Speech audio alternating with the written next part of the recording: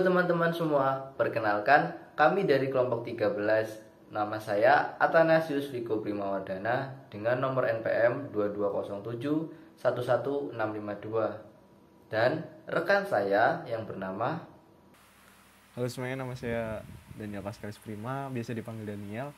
NPM saya 220711601. Di kesempatan kali ini, kami akan mempresentasikan hasil kerja kami di permainan kartu. Nama permainannya adalah Life Card. Nah, di sini saya akan menjelaskan saya akan menjelaskan untuk target usia, target pekerjaan, dan jumlah pemain yang akan memainkan permainan kita. Nah, untuk target usia, itu nanti yang bisa memainkan permainan kita tuh 18 tahun ke atas.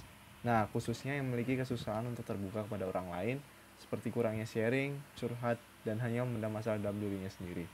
Nah, untuk target pekerjaan nanti ada pelajar, mahasiswa, dan semua orang tanpa adanya pengecualian.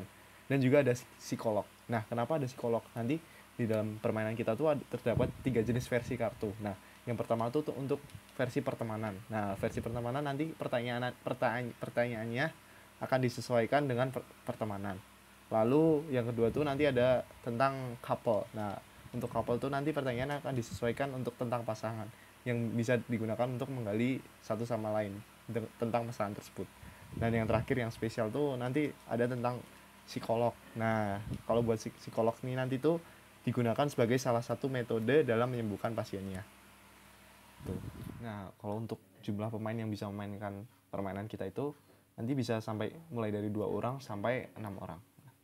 Nah, untuk awal mula kenapa kita bisa milih permainan ini tuh kayak awal mulanya tuh kayak aku sama Viko tuh kayak ada keresahan kita tuh orangnya yang kurang pede, kurang terbuka, sulit untuk berkomunikasi juga. Nah, dari kekurangan dan keresahan kita ini, kita tuh mikir kayak game apa yang bisa mengatasi kekurangan kita ini.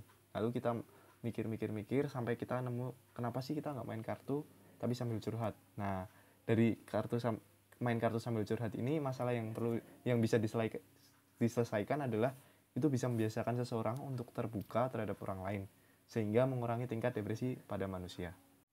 Nah, kita lanjut ke sebab masalah. Nah, sebab masalah seperti saya sudah katakan tadi, itu sebab masalahnya tuh kita membuat permainan ini tuh kayak kurangnya keterampilan dalam berkomunikasi, tidak memiliki kepercayaan diri, bersikap tertutup kepada orang lain, atau memendam masalah dalam dirinya sendiri, lalu kurangnya perhatian di lingkungan sekitar. Nah, dari sebab-sebab masalah ini pasti ada akibatnya dong. Nah, kalau memendam masalah sendiri itu pasti nanti bisa menyebabkan depresi, overthinking, memiliki teman yang cenderung sedikit atau bahkan sampai antisosial, cenderung berdiam diri, dan juga sering berbohong. Nah, jika sudah memainkan permainan kita ini itu, kita berharap yang memainkan permainan kita itu nanti bisa melatih keterbukaan pada orang lain, keluar dari zona nyaman diri sendiri dan mulai berbaur dengan orang lain, dan juga melatih sikap kejujuran. Dan juga nanti ada pilihan solusi terbaik jika memainkan permainan kita ini, nanti itu kita bisa melatih keterbukaan pada orang lain dan juga melatih sikap kejujuran juga. Nah ini nih yang mungkin bisa membedakan permainan kita dengan permainan yang lain. Nah, di dalam permainan kita tuh nggak cuma main, have fun, lalu menang, nggak cuma itu doang. Nah, di permainan kita tuh juga ada filosofi gamenya. Nah, di dalam permainan kita tuh ada 3 jenis kartu. Nah, 3 jenis kartu tuh apa aja? Nah, 3 jenis kartu tuh ada live, hurt, sama butterfly. Nah, dalam 3 jenis kartu ini memiliki arti masing-masing. Nah, kita mulai dari hurt atau hati. Hati ini memiliki arti apa sih? Ada yang tahu nggak apa sih? Nah, lambang hati ini memiliki arti tentang percintaan yang nantinya dalam permainan ini dapat menyampaikan isi perasaan hati para pemain. Nah, mungkin selanjutnya bisa dijelaskan, filosofi lainnya bisa dijelaskan oleh Viko. Menyambung presentasi dari teman saya, pada lambang yang kedua terdapat lambang daun. Lambang daun ini memiliki arti tentang kehidupan sosial para pemain atau sebuah pertemanan yang nantinya dalam permainan ini dapat menyampaikan unek-unek sosial para pemainnya. Yang ketiga terdapat lambang kupu-kupu. Lambang kupu-kupu ini memiliki arti tentang kepercayaan diri dan keterbukaan hati para pemain yang nantinya dalam permainan ini dapat disampaikan oleh para pemain. Kita masuk ke jumlah kartu. Untuk jumlah total kartu dalam permainan kami terdapat 57 jumlah kartu. Dari 57 jumlah kartu ini terdiri dari 3 bagian, yaitu bagian hati, bagian daun, dan bagian kupu-kupu. Masing-masing bagian terdapat 19 jumlah kartu. 19 jumlah kartu ini terdiri dari 6 game card dan 13 question card.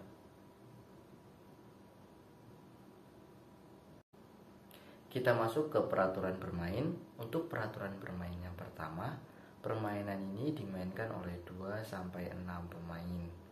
Untuk peraturan bermain yang kedua, setiap pemain akan diberikan 3 kartu game card yang terdiri dari 1 kartu hati, 1 kartu daun, dan 1 kartu kupu-kupu. Untuk peraturan bermain yang ketiga, setiap pemain tidak boleh meluapkan rasa emosi secara berlebihan. Untuk peraturan yang terakhir, pemain harus melakukan tantangan apabila mereka kalah dalam ronde tersebut, tergantung dengan kartu apa yang telah dipilih oleh lawan pemain. Kita masuk ke bagian cara bermain. Untuk cara bermain yang pertama, pemain menentukan urutan bermain dengan melakukan home pimpa. Untuk yang kedua, pemain pertama boleh menentukan pemain siapa yang ingin dia lawan. Berlaku juga untuk pemain kedua dan pemain seterusnya. Yang ketiga, pemain yang mendapat giliran pertama boleh untuk memilih kartu apa yang ingin dia gunakan. Terdapat 3 jenis kartu yang nantinya memiliki tantangan yang berbeda-beda. Yang keempat, pemain yang dipilih untuk bermain melakukan adu tos dengan membawa salah satu kartu yang telah dia pilih. Lalu, pemain dianggap menang dalam ronde tersebut jika kartu bergambar menghadap ke atas dan kartu lawan menghadap ke arah sebaliknya atau menghadap ke bawah. Yang kelima, jika kartu kedua pemain sama, maka permainan akan dilanjutkan ke urutan selanjutnya. Tetapi, jika ada yang kalah dalam ronde tersebut, pemain yang kalah wajib mengambil kartu tantangan sesuai dengan kartu lawannya. Yang keenam, pemain akan terus dilanjutkan hingga terdapat pemain yang kartunya habis terlebih dahulu, dialah pemenangnya, dan yang terakhir habis, dialah yang kalah. Di bagian terakhir terdapat card prototype. Nah, di card prototype ini kita terdapat bagian depan kartu,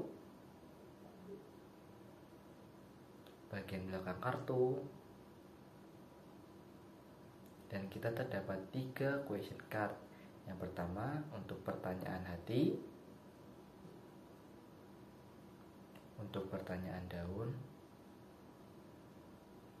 dan yang terakhir untuk pertanyaan kupu-kupu. Selanjutnya kita terdapat barrier card. Barrier card ini adalah kartu pembatas depan dan belakang.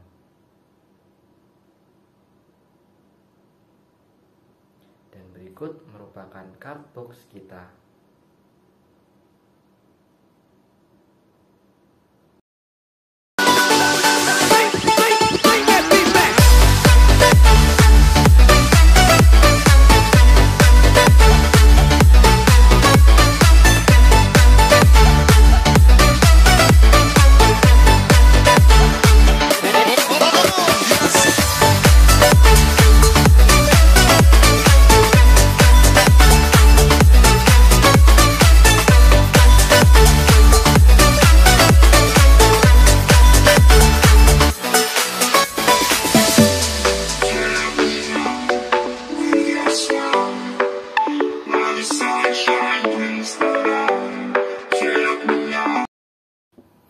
Demikian presentasi dari kelompok kami. Mohon maaf bila ada kesalahan-kesalahan kata maupun perbuatan. Terima kasih dan sampai jumpa.